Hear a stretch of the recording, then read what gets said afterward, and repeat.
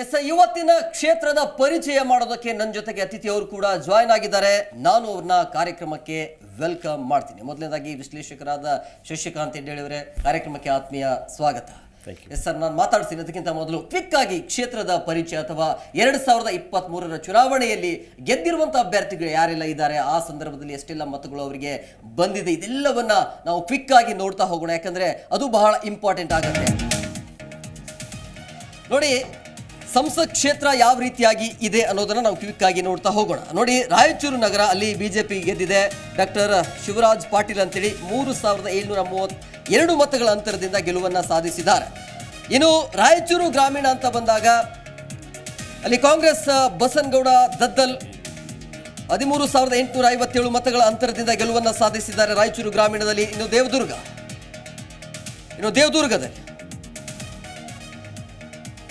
So JDS Karemma G Nayak ಅಂತೇಳಿ 34,256 ಮತಗಳ ಗೆಲುವನ್ನ ಸಾಧಿಸಿದ್ದಾರೆ.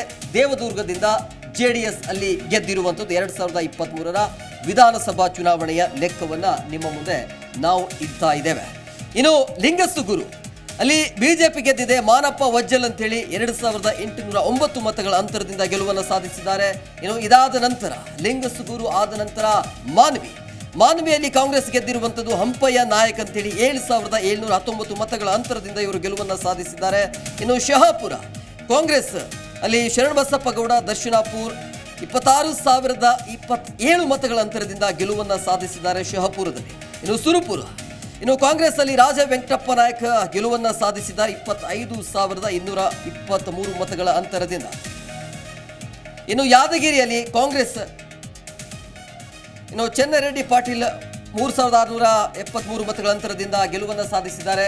ಬಹಳ ಮುಖ್ಯವಾಗಿ ಸುರಪುರ ಅಂತ ಬಂದಾಗ ಕಾಂಗ್ರೆಸ್ ಅಲ್ಲಿ ರಾಜ ವೆಂಕಟಪ್ಪ ನಾಯಕ್ 25,223 ಮತಗಳ ಅಂತರವನ್ನು. ಇನ್ನು ಇದಾದ ನಂತರ ಯಾದಗಿರಿ ಅಲ್ಲಿ ಕಾಂಗ್ರೆಸ್ ಗೆದ್ದಿದೆ ಚೆನ್ನರೆಡ್ಡಿ ಪಾಟೀಲ್ ಅಂತೇಳಿ 3,673 ಮತಗಳ ಅಂತರದಿಂದ ಇವರು ಗೆಲುವನ್ನ ದಾಖಲಿಸಿದ್ದಾರೆ.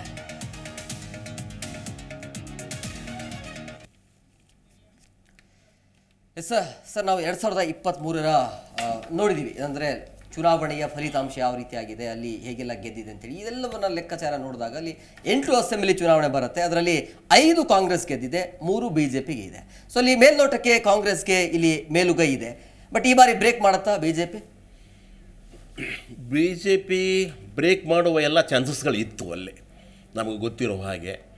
ಆದರೆ ಅಲ್ಲಿ ಒಂದು ಸಮಸ್ಯೆ ಏನಂತಂದರೆ ಆ BJP ಪಕ್ಷದೊಳಗಡೆ ಇರತಕ್ಕಂಥ ಸಮಸ್ಯೆ ಅದು. ಈ ಸದ್ಯಕ್ಕೆ ಅಲ್ಲಿ ಇರೋದು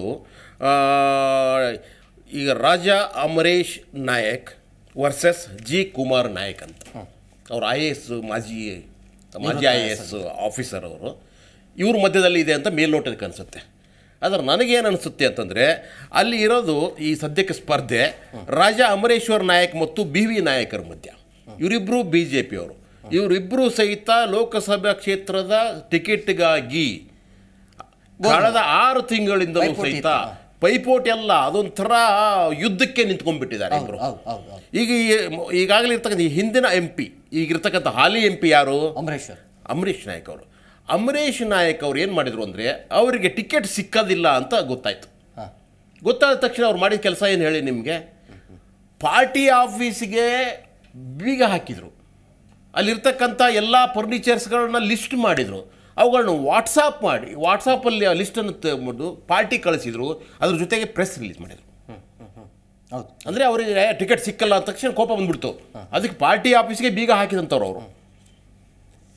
ಆವಾಗ ಏನಾಯಿತು, BV ನಾಯಕರು ನಮಗೆ ಟಿಕೆಟ್ ಸಿಕ್ಕತ್ತೆ ಅಂತ ಅವ್ರ ಅಭಿಮಾನಿಗಳು ಖುಷಿ ಆಗೋಗ್ಬಿಡ್ತು. ಆಮೇಲೆ ಏನಾಯಿತು, BV ನಾಯಕರು, ಯಾಕಂದರೆ BV ನಾಯಕರು ಇದ್ದಾರಲ್ಲ ಇವರು ಆ್ಯಕ್ಚುಲಿ ಕಾಂಗ್ರೆಸ್ನವರು. ಕಾಂಗ್ರೆಸ್ಸಿನಿಂದ BJPಗೆ ಹೋದರು ಕಳೆದ ಸರ್ತಿ. ಮಾನ್ವಿಯಲ್ಲಿ ಇಲೆಕ್ಷನ್ ನಿಂತ್ಕೊಂಡ್ರು. ಯಾಕಂದರೆ ಈ ಹಿಂದೆ ಅವರು ಸಂಸದರಾಗಿರ್ತಕ್ಕಂಥವ್ರು. ಅವರು ಮತ್ತೆ 2023ರಲ್ಲಿ ನಡೆದಂಥ ವಿಧಾನಸಭೆಯ ಚುನಾವಣೆಯಲ್ಲಿ ಮತ್ತೆ ಮಾನ್ವಿ ಶಾಸಕರಾಗಲಿಕ್ಕೆ ಪ್ರಯತ್ನ ಮಾಡಿದರು. ಆದರೆ ಜನರು ಅವರನ್ನು ಸೋಲಿಸಿದರು. ಈಗ ಅಲ್ಲೇ ಒಂದು ಸಿಂಪತಿ ಕ್ರಿಯೇಟ್ ಆಗ್ಬಿಡ್ತು. ಇದರ ಹಿಂದುಗಡೆಗೆ MP ಸೀಟ್ ಸೋತಿದ್ರು. ಅದೇ ರೀತಿಯಲ್ಲಿ ಇವರು ವಿಧಾನಸಭೆಯಲ್ಲಿಯೂ ಸಹಿತ ಸೋತರು. ಅದ ಸೋಲಿನ ಒಂದು ಸಿಂಪತಿ ಇದೆಯಲ್ವಾ ಜನರಲ್ಲಿತ್ತು, ಎಲ್ಲರೂ ಸೋತಿದ್ದಾರಂತ, ಅದು BJP ಒಳಗಡೆ ಇತ್ತು. ಆದ್ದರಿಂದ ಈ ಸಾರ್ತಿ ಇವ್ರಿಗೆ ಕೊಡಬೇಕು ಅಂತ ಒಂದು ಬಳಗ. ಇನ್ನೊಂದು ಬಳಗ ಏನಂತಂದರೆ, ಇವರು ಏನ್ರಿ ಇವರು ವಲಸೆ ಬಂದಿರೋರು ಕಾಂಗ್ರೆಸ್ಸಿಂದ ಅಂತ ಅವರು. ಸೊ ಇವು ಎರಡರ ಕಿತ್ತಾಟದ ಮಧ್ಯದಲ್ಲಿ ಇವರು ಒಂದು ದೊಡ್ಡ ಸಭೆ ಮಾಡ್ತಾರೆ ಬಿ ವಿ ನಾಯಕರು ತಮ್ಮ ಬೆಂಬಲಿಗರದು. ಅಲ್ಲಿ ಒಂದು ದೊಡ್ಡ ಹೈ ಡ್ರಾಮಾ ಆಗೋಗ್ಬಿಡುತ್ತೆ. ಏನು ಹೈ ಡ್ರಾಮಾ ಆಗುತ್ತಂದ್ರೆ ಅಲ್ಲಿರ್ತಕ್ಕಂಥ ಬೆಂಬಲಿಗರು ಪೆಟ್ರೋಲ್ ಸುರಿಕೊಂಡು ಬೆಂಕಿ ಹಚ್ಕೊಳ್ಳೋಕೆ ಪ್ರಯತ್ನ ಮಾಡ್ತಾರೆ. ಇವ್ರಿಗೆ ನೀವು ಟಿಕೆಟ್ ಕೊಡಲೇಬೇಕು ಅಂತ ಒತ್ತಡ ಹೇರಲಿಕ್ಕೆ. ಅದು ಒಂದು ದೊಡ್ಡ ಸೆನ್ಸೇಷನ್ ಕ್ರಿಯೇಟ್ ಮಾಡುತ್ತೆ. ಸೊ ಆದ್ದರಿಂದ ಇವಾಗಲೂ ಸಹಿತ ಈ ನಾಯಕ ಇದೆಯಲ್ವಾ, ಅಮರೇಶ್ ನಾಯಕ್ ಮತ್ತು ಬಿ ವಿ ನಾಯಕ್, ಇವ್ರ ಮಧ್ಯದಲ್ಲಿರ್ತಕ್ಕಂಥ ಈ ಒಂದು ಒಳಬಂಡಾಯ ಇದೆಯಲ್ಲ, ಆ ಅಸಹನೆ ಇದೆಯಲ್ಲ, ಅದು ಏನಾದರೂ ಕೆಲಸ ಮಾಡಿದರೆ ನಿಜಕ್ಕೂ ಸಹಿತ ಅಲ್ಲಿ BJP ಸೋಲುತ್ತೆ. ಅಕಸ್ಮಾತ್ ಬಿ ವಿ ನಾಯಕ್ ಮತ್ತು ಅವರ ಎಲ್ಲ ಬೆಂಬಲಿಗರು ಸಹಿತ ಪ್ರಯತ್ನ ಮಾಡಿ ಒಬ್ರಿಗೊಬ್ಬರು ಬೆಂಬಲಿಸಿ ಅಲ್ಲಿ ನಿಜಕ್ಕೂ ಸಹಿತ ತಳಮಟ್ಟದಲ್ಲಿ ಸಂಘಟನೆಯನ್ನು ಮಾಡಿದರೆ ಅಲ್ಲಿ BJP ಗೆಲ್ಲುವ ಚಾನ್ಸಸ್ ಇದೆ. ಅದರ ಅರ್ಥ ಏನಂದರೆ BJP ಸೋತ್ರೆ ಅದು BJPಯಿಂದಲೇ, BJP ಗೆದ್ದರೆ ಅದು ಅಲ್ಲಿರ್ತಕ್ಕಂಥವ್ರಿಂದಲೇ, ಅದು ಕಾಂಗ್ರೆಸ್ನಿಂದ ಅಲ್ಲ. ಸೊ ಇದು ಇದೆ. ಆದ್ದರಿಂದ ಒಳಬಂಡಾಯ ಇದೆಲ್ಲ ಬಹಳ ಪ್ರಬಲವಾಗಿದೆ. ಅದು ಯಾವಾಗಲೂ ಸ್ಫೋಟ ಆಗ್ಲಿಕ್ಕೆ ಕಾಯ್ತಾ ಇದೆ. ಸದ್ಯಕ್ಕೆ ಕಂಟ್ರೋಲಲ್ಲಿ ಇದೆ. ಇವಾಗ ಕಂಟ್ರೋಲ್ ಅಂದರೆ ಮೇಲ್ಮಟ್ಟದಲ್ಲಿ ಮಾತ್ರ, ಅದು ಬೂದಿ ಮೆಚ್ಚದ ಕೆಂಡದ ಹಾಗಿದೆ. ಅದು ಯಾವಾಗ ಹೊರಗಡೆ ಬರುತ್ತೋ ಗೊತ್ತಿಲ್ಲ. ಆದರೆ ಇವಾಗ ಏನಾಗುತ್ತೆ, ಈಗ ಯಾರು ಮಾತಾಡೋದಿಲ್ಲ ಇವಾಗ. ಅದೆಲ್ಲವೂ ಸಹಿತ 100% ಇವ್ರನ್ನ ಸೋಲಿಸ್ಬೇಕಂತ ಅವ್ರು ಪ್ರಯತ್ನ ಮಾಡೇ ಮಾಡ್ತಾರೆ. ಅವ್ರ ಬೆಂಬಲಿಗರು ಕುಲಿತಾ ಇದ್ದಾರೆ. ಇದು BJPಯ ಪರಿಸ್ಥಿತಿ. ಇದಕ್ಕೂ ವ್ಯತಿರಿಕ್ತವಾಗಿ ಕಾಂಗ್ರೆಸ್ನವ್ರದ್ದು ಇದೆ. ಅದನ್ನ ಏನಂದ್ರೆ ಇವಾಗ ಹೇಳ್ತೀನಿ ನಾನು. ಜಿ ಕನ್ನಡ ನ್ಯೂಸ್ ಈಗ ನಿಮ್ಮ ಮನೆಯಲ್ಲೇ ನೋಡಿ. ಎಲ್ಲ ಕೇಬಲ್ಗಳಲ್ಲಿ ಈಗ ಲಭ್ಯ.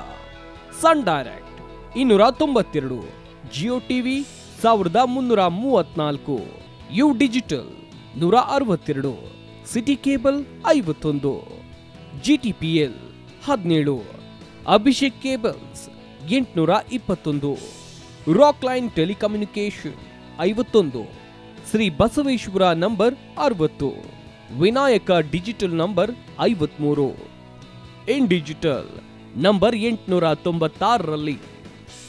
ನಿಮ್ಮಿಸ್ತದ ಜಿ ಕನ್ನಡ ನ್ಯೂಸ್ ನೋಡಿ ಆನಂದಿಸಿ.